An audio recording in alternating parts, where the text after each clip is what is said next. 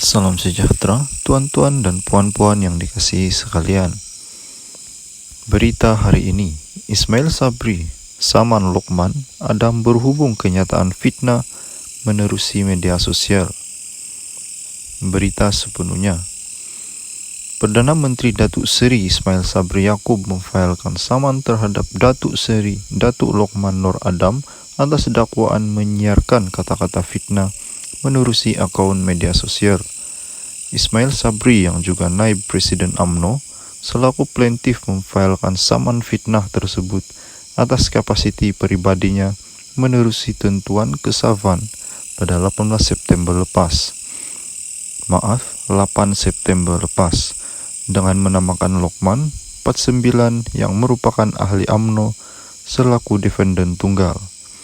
Dalam penyataan tuntutan, Ismail Sabri 62 mendakwa Lokman pada 22 Ogos lepas telah membuat kenyataan fitnah terhadap plaintiff dalam satu video bertajuk Bila Presiden UMNO Panggil Tak Datang, tapi PM ada masa jumpa Mahathir Lokman Adam. Beliau berkata kenyataan-kenyataan berniat jahat, fitnah dan tidak benar berkenaan plaintiff dimuat naik menerusi 4 akaun media sosial milik defendant, yaitu YouTube, Lokman Adam, Facebook Lokman Nur Adam Official, Instagram, Lokman Nur Adam, dan TikTok, Dato' Lokman Adam.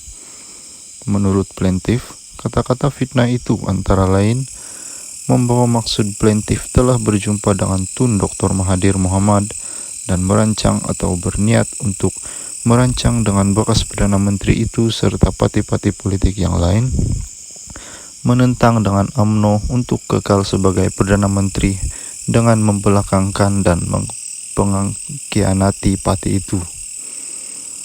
Ismail Sabri berkata beliau tidak pernah berjumpa Dr. Mahathir dan parti-parti lain dengan membelakangkan atau mengkhianati UMNO untuk terus kekal sebagai Perdana Menteri.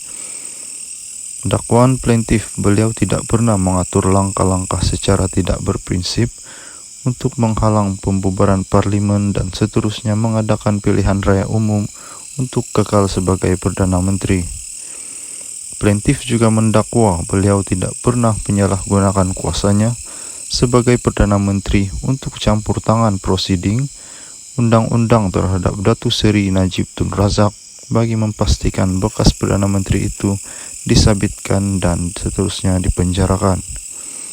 Menurutnya, akibat kata-kata fitnah itu, reputasinya sebagai seorang ahli UMNO, naib Presiden UMNO, dan Perdana Menteri terjejas, membawa kesan buruk kepada kerjaya politiknya, dan siaran-siaran fitnah yang dibuat oleh defendant adalah berniat jahat. Ahli Parlimen Bera itu berkata, satu surat tuntutan bertarik 25 Ogos dikeluarkan supaya defendant memadam video daripada media sosialnya dan mengeluarkan permohonan maaf kepada plaintiff, namun sehingga hari ini defendant gagal berbuat demikian. Oleh itu, plaintiff menuntut ganti rugi AM, teladan dan tambahan faedah kos serta relatif lain difikirkan sesuai oleh mahkamah. Ismail Sabri turut memfailkan permohonan secara ekspres sebelah pihak untuk mendapatkan perintah injeksi bagi memaksa defendant memadam video di akaun YouTube, Facebook, Instagram secara TikTok miliknya dan injeksi bagi menghalang defendant atau mewakilinya daripada membuat kenyataan sama menerusi media sosial yang diuruskan oleh defendant, dan permohonan itu akan didengar hari ini di hadapan Pesuruhjaya Hakim Mahkamah Tinggi Nurul Rozain.